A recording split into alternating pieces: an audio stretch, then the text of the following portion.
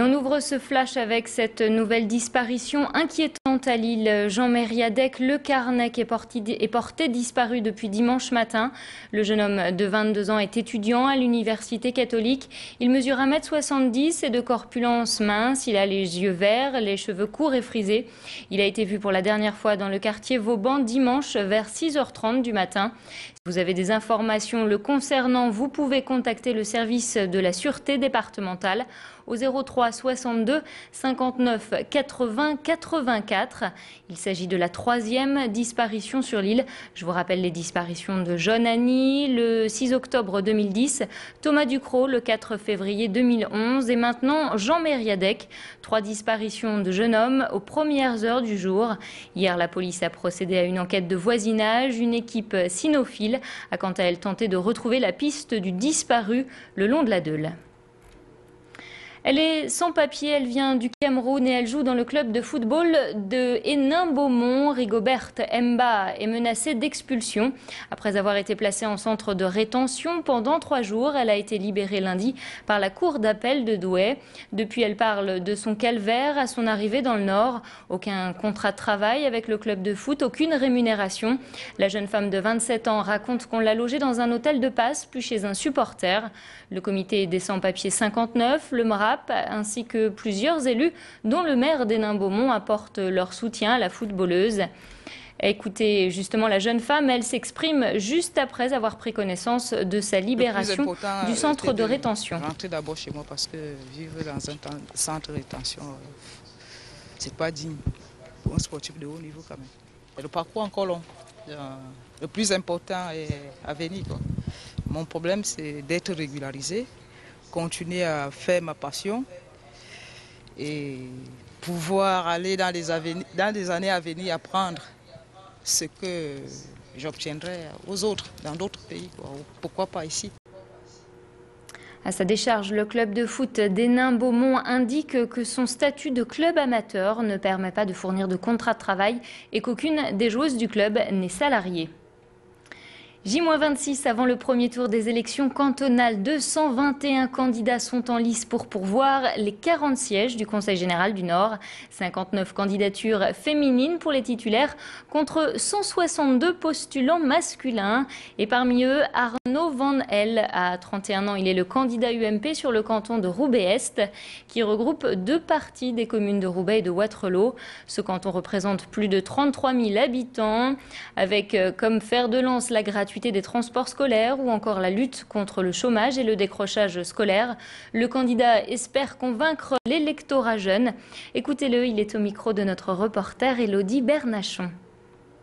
C'est vrai qu'il y a quand même une population très jeune sur Roubaix.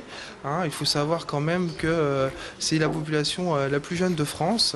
Donc il est vrai que cela devrait nous servir. Mais bon, ce n'est pas un élément déterminant. J'espère qu'on s'appuiera plutôt sur nos idées que sur le fait d'être jeune. Nous, notre atout déjà, c'est d'être présent et d'avoir des propositions et pas s'appuyer simplement sur un électorat. Nous, j'ai envie de dire qu'on aimerait quand même que ce canton, on en soit fier de nos quartiers. Car on s'aperçoit finalement que les personnes qui y habitent ont qu'une seule envie et finalement une réussite. La réussite, c'est quand on le quitte. Et ben nous, la réussite, c'est quand on y habite. Nous vous en parlions déjà hier, la justice mexicaine aurait eu quelques directives dans l'examen du pourvoi en cassation de Florence Cassé. Selon un hebdomadaire mexicain indépendant, le secrétaire de la présidence de la République aurait pris le petit déjeuner avec le président de la Cour suprême et 3 des juges qui devaient revoir le pourvoi en cassation de la française. Un nouveau dysfonctionnement qui remettrait en cause l'équité de la justice mexicaine.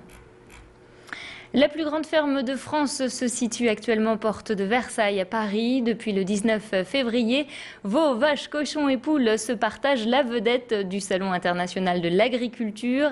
Alors évidemment, la région est présente sur le salon parisien.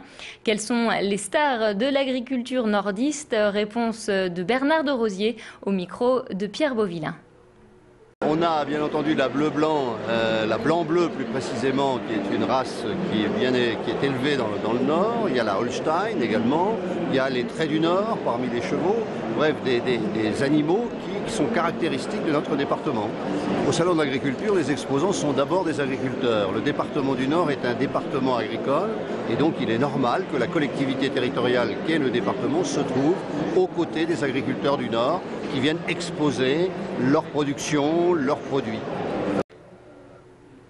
En bref, cette info aérienne, la compagnie Ryanair a décidé de suspendre ses vols entre Lille et Dunkerque à partir du 5 mai prochain. Une décision qui intervient après un différend avec le gouvernement catalan. Et on referme ce journal avec une exposition sur l'homosexualité qui est actuellement visible dans le hall de la faculté de médecine à Lille. Une trentaine de photos pour parler de ce thème et briser quelques tabous. Organisée par l'association Silent H qui regroupe des étudiants de médecine, l'exposition souhaite bousculer les a priori et en finir avec l'homophobie qui régnerait encore, notamment en médecine et en pharmacie. Parmi tous les invités, le célèbre pédopsychiatre Stéphane Clerget, il nous explique que le conditionnement de l'enfant par sa famille peut orienter sa sexualité future. Ce qui est proposé comme modèle aux enfants, quand une petite fille va dire « je suis amoureuse d'une petite fille », majoritairement l'entourage va lui dire « mais non, tu ne peux pas être amoureuse d'une petite fille ». Donc l'enfant très tôt va intégrer le caractère négatif d'une future orientation homosexuelle. Donc il va soit invalider ce choix et aimer plus tard un petit garçon, soit elle va malgré tout persister dans ce désir-là, mais peut mal le vivre parce que l'entendant comme quelque chose qui ne conviendrait pas à son entourage. Voilà, c'est la fin de ce flash. Merci de l'avoir suivi. Très bon appétit si vous nous suivez en mangeant. Et puis bon après-midi à vous sur Grand Lille TV.